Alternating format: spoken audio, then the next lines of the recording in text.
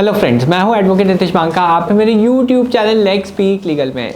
आज मैं साकेत कोर्ट गया हुआ था, तो मैंने सोचा मैं वीडियो बनाऊं, डिटेल्ड वीडियो कि इंटरिम मेंटेनेंस में कैसे आपको आर्ग्यू करना चाहिए, क्या क्या पॉइंट्स आपको जज साहब के सामने रखने चाहिए, किन किन चीज़ों से मेंटेनेंस बिल्कुल कम हो जाएगी या ख़त्म हो जाएगी, और जजमेंट्स कौन सी आपको यूज़ करनी चाहिए।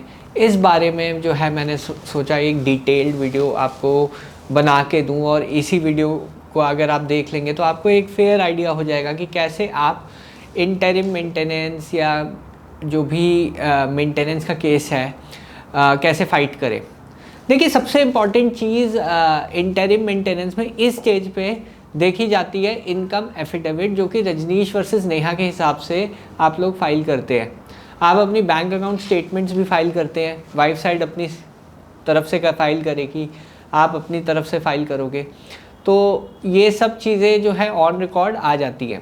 इसमें काफ़ी सारी इन्फॉर्मेशन जो है अभी आपके पास उपलब्ध हो जाती है जब आप ये सारे डॉक्यूमेंट्स ऑन रिकॉर्ड आ जाते हैं, और इनको कैसे यूज़ करना है अभी मैं उस पर आऊँगा।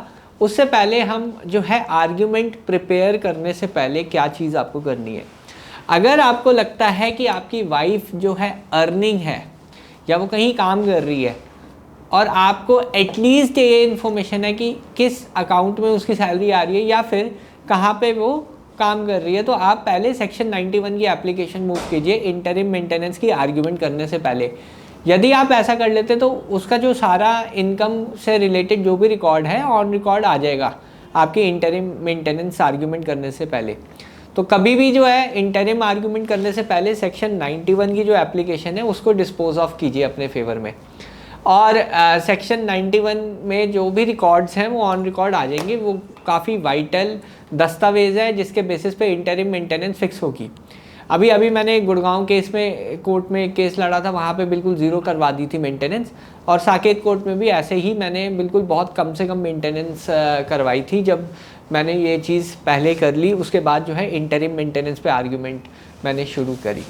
जब आपका सेक्शन 91 में सारा ऑन रिकॉर्ड आ गया, जो भी सैलरी है वाइफ साइड की सारी ऑन रिकॉर्ड आ गई है, और एक चीज़ आप और कर सकते हैं इस केस में कि आप अपने जो भी खर्चे हैं, जैसे रेंट एग्रीमेंट है या फिर मेडिकल एक्सपेंसेस है या आपके डिपेंडेंट के मेडिकल एक्सपेंसेस हैं, वो सब के डॉक्यूमेंट्स जो हैं आप ऑन रिकॉर्ड ज़रूर रखिए, इनकम एफिडेविट के साथ ज़रूर फाइल कीजिए। सिर्फ बैंक अकाउंट स्टेटमेंट या फिर अपने रिप्लाई के साथ फाइल कीजिए, वो डॉक्यूमेंट्स ऑन रिकॉर्ड आ जाने चाहिए इंटरिम मेंटेनेंस की आर्ग्यूमेंट करने से पहले। अगर आप रेंट पे रहते हैं तो आप ज़रूर दिखाइए, EMI है गाड़ी की या जो भी डॉक्यूमेंट्स फाइनेंशियल डॉक्यूमेंट जितने भी हैं वो ऑन रिकॉर्ड आ जाने चाहिए आपके साइड से भी।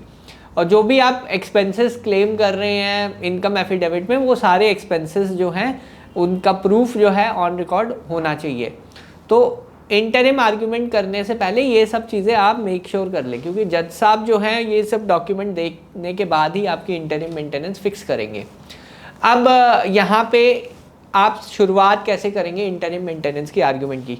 शुरुआत आप करेंगे, आप इनकम एफिडेविट पढ़ेंगे, उसमें आप बताएंगे कि वाइफ देखिए शुरू में इनकम एफिडेविट फाइल किया, उसने बिल्कुल ज़ीरो इनकम शो की, कोई इनकम शो नहीं की है, और जब आपने 91 एप्लीकेशन डाली है तो उसकी जो है अकाउंट में क्रेडिट आ रहे हैं, या फिर जो उसके एग्जिस्टिंग अकाउंट डिटेल्स है उसमें पैसा क्रेडिट हो रहा है, वो उसने एक्सप्लेन नहीं किया। आपको इस पॉइंट पे ज़रूर हिट करना है।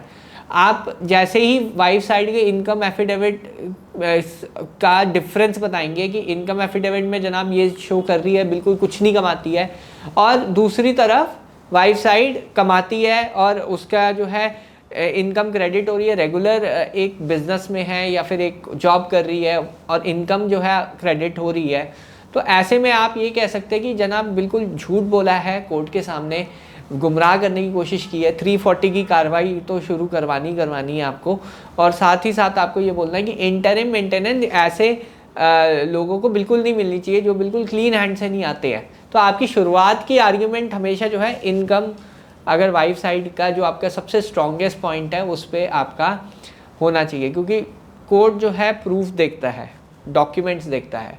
आपने अगर इनकम वाइफ से income related documents on record कर दिया और आपने जो है आर्ग्यू कर दिया उस पॉइंट पे, तो वहाँ पे जो है आपकी इनकम जो मेंटेनेंस अमाउंट है वो कम से कम या ज़ीरो भी हो सकता है। गुड़गांव वाले केस में मैं बता रहा था जो ज़ीरो हुआ, साकेत में एक और केस आर्ग्यू किया उसमें कम हुआ क्योंकि उसमें बच्चा था। बच्चे का अब प्रॉब्लम ये है कि बच्चों के लिए मेंटेनेंस आपको देनी पड़ेगी, उसका कोई इलाज नहीं है। कई बार वाइफ साइड ये क्लेम करती है कि बच्चे को कोई बीमारी है, ऑटिज़म है, वहाँ पे अगर मेडिकल डॉक्यूमेंट्स नहीं हैं सपोर्ट के लिए तो कोर्ट उन पे रिलाई नहीं करेगा। तो हमेशा इंसिस्ट कीजिए कि दूसरी साइड जो है एक रिपोर्ट, मेडिकल रिपोर्ट जो है प्रेजेंट करें कि मेडिकल ट्रीटमेंट क्या चल रहा है। अगर रिपोर्ट या ऐसे डॉक्यूमेंट वाइफ साइड नहीं प्रोड्यूस करती है तो कोर्ट हमेशा ऐसे ही चीज़ों पे रिलाई नहीं करता। मेंटेनेंस ज़्यादा से ज़्यादा कराने के तरीके होते हैं। फिर आप एक और चीज़ पे रिलाई कर सकते हैं, जब भी आप मेंटेनेंस या इंटरिम मेंटेनेंस की आर्ग्यूमेंट करते हैं तो आपको ये चीज़ रिलाई करना है कि बच्चे की स्कूल की फ़ीस इतनी है या जो भी है, उसके कोई डॉक्यूमेंट्स वाइफ साइड ने प्रोड्यूस नहीं किया। वो ज़्यादा से ज़्यादा एक्सपेंसेस दिखाए गए बच्चों के लिए, बट अगर वाइफ साइड ने डॉक्यूमेंट नहीं प्रोड्यूस किए हैं तो आप इस चीज़ पे आर्ग्यू ज़रूर कीजिए कि वाइफ साइड ने बिल्कुल कोई भी डॉक्यूमेंट जो है प्रोड्यूस नहीं किया चाइल्ड का, या उसकी इलनेस से रिलेटेड या फिर उसके एक्सपेंसेस से रिलेटेड।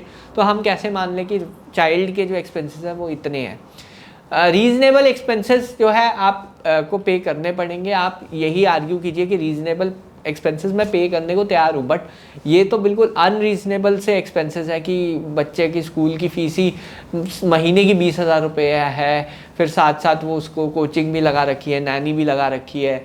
तो वो जानबूझ के जो है बढ़ाने की कोशिश करते हैं दूसरी पार्टी।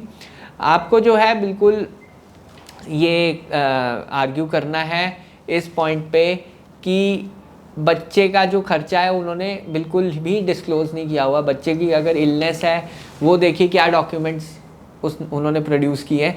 तो इन सब चीज़ों पे आपको आर्ग्यू करना है। अगर वाइफ साइड ने कोई केस ही नहीं मेड आउट किया हुआ उस पर, तो आप कह सकते हैं कि रीज़नेबल एक्सपेंसेस जो भी कोर्ट डीम फिट करता है मैं वो देने को तैयार हूँ। वाइफ को मैं बिल्कुल नहीं दूंगा क्योंकि वाइफ जो है अर्निंग है, सेल्फ सफिशिएंट है।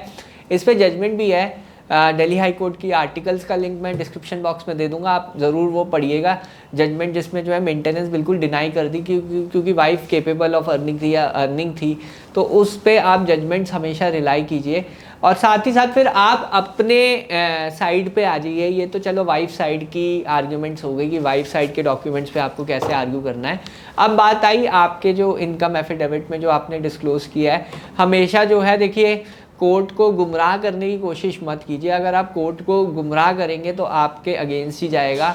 कोर्ट को भी पता है कि आप कितना कमाते हैं। अगर आप कहते हैं जी मैं तो 6,000 रुपये कमाता हूँ, बट आपका बैंक स्टेटमेंट या आपकी जो सेविंग्स हैं वो अकाउंट कुछ और कहानी बता रहे हैं, ऐसी चीज़ें बिल्कुल मत कीजिए।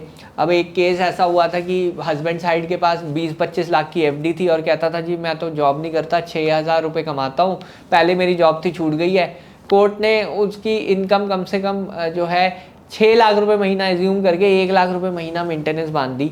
ऐसी गलती बिल्कुल मत कीजिए क्योंकि उसके पास सेविंग्स थी, वाइफ साइड उसकी सेविंग्स ले आई। जो आप जेन्युइनली कमाते हैं वो कोर्ट के सामने रखिए, जो आप जेन्युइनली करते हैं वो कोर्ट के सामने रखिए। अगर आप कोर्ट से झूठ बोलेंगे तो कोर्ट पकड़ लेगा और एडवर्स ऑर्डर आपके अगेंस्ट 100% मैं कह सकता हूँ होगा ही होगा। आज ही एक केस और मैं देख रहा था कि हस्बैंड साइड जानबूझ के बच्चे की कस्टडी और विजिटेशन लेना चाहता था ताकि जो है मेंटेनेंस उसे ना देनी पड़े या कम हो जाए उसकी मेंटेनेंस, क्योंकि बच्चे की वजह से उसकी मेंटेनेंस बंद रही थी, ज़्यादा से ज़्यादा उसे देना पड़ रहा था। तो वो ये सोच रहा था कि बच्चे की कस्टडी किसी तरह उसे मिल जाए या छीन ले वो। तो उसने एक एप्लीकेशन जो है कोर्ट में मूव की, विजिटेशन राइट की। कोर्ट ने जो है सीधा उसका कंडक्ट बताया कि 3 साल से आपने बच्चे के लिए कुछ नहीं किया, ना उसका की फ़ीस भरी, ना एरियर्स मेंटेनेंस के क्लियर किए, और अब आपको विजिटेशन राइट चाहिए बच्चे के अचानक से। तो कोर्ट ने उसका कंडक्ट देखा, कहा कि कंप्लेनेंट यहाँ आती है, सुबह से शाम तक बैठी रहती है अपनी केस की सुनवाई के लिए, तब आप कहाँ होते हो, तब क्यों नहीं आप अपीयर होते हो। और अब जब आप अपीयर हो रहे हो बच्चे की कस्टडी के लिए, वो इसलिए आप हो रहे हो ताकि आपको जो है मेंटेनेंस ना देनी पड़े। तो यहाँ पे जो है कोर्ट ने उसका कंडक्ट देखा गया। देखो अगर आपका कंडक्ट ख़राब है तो कोर्ट आपके अगेंस्ट ही ऑर्डर करेगा, चाहे कुछ भी आप कर लीजिए। पर अगर आपका कंडक्ट बिल्कुल जेन्युइन है, कोर्ट आपके फेवर में ऑर्डर करेगा। तो हमेशा जो है अपना कंडक्ट जो है जेन्युइन रखिए।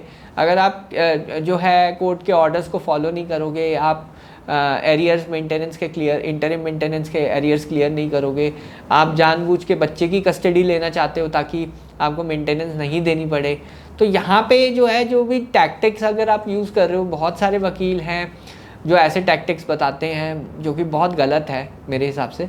तो अपना कंडक्ट अगर आप सही रखोगे, आपके ऑर्डर हमेशा फेवर में होगा।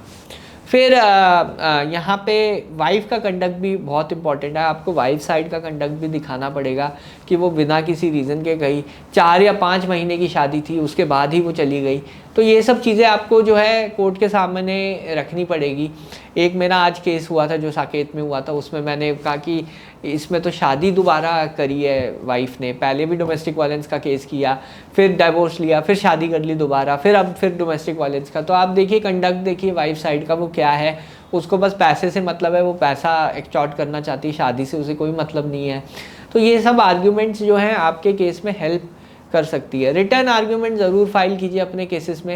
इंटरिम मेंटेनेंस अगर आपको बोला जाता है तब आप कीजिए, नहीं बोला जाता फिर भी आप जो है रिटर्न आर्ग्यूमेंट्स और जजमेंट्स साथ ही साथ दीजिए।